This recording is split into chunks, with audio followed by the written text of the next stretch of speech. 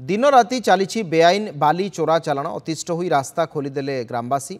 ढेंकानाल भुवन अंचल घटना बाली माफिया दौरात्म्य अतिष्ठ हो रास्ता खोली ग्रामवासी।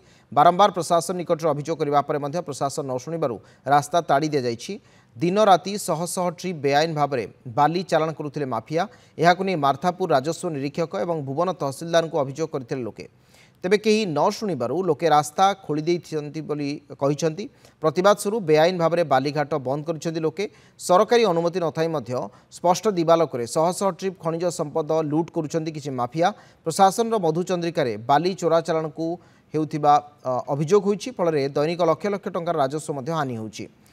ओढ़ना बालीघाट और बालुकेश्वर बालीघाटू बेधड़क भाव में बाली चालाण कर माफिया। सरकार कार्यानुष्ठान जदि न नियंती बा देखा न मिले तेज आगामी समय राजरास्ता को ओह्लाइबे ग्रामवासी। 4 मास हम बाली माफिया माने बाली दिन राति बोहिकी शह शह ट्रिप बाली नहीं जाऊँच।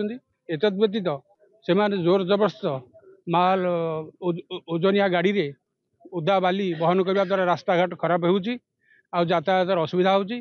मार्थापुर पंडुआ रास्ता वर्तमान नाल लंगर परिणत होउची।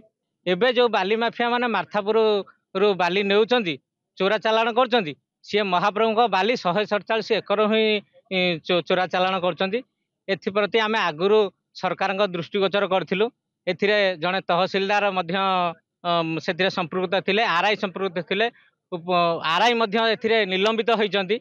आज बाली माफिया माने जो भाव बाली बिना आईन रे बोही नहीं जाउचंती, जहाँ फल कि आम रास्ता घाट इपरी दुरावस्था होउची। गो महिषा आदि जीवारे व्यतिक्रम घटुची, लोक माने जीवारे आम सर्वसाधारण रास्ता व्याघात घटी।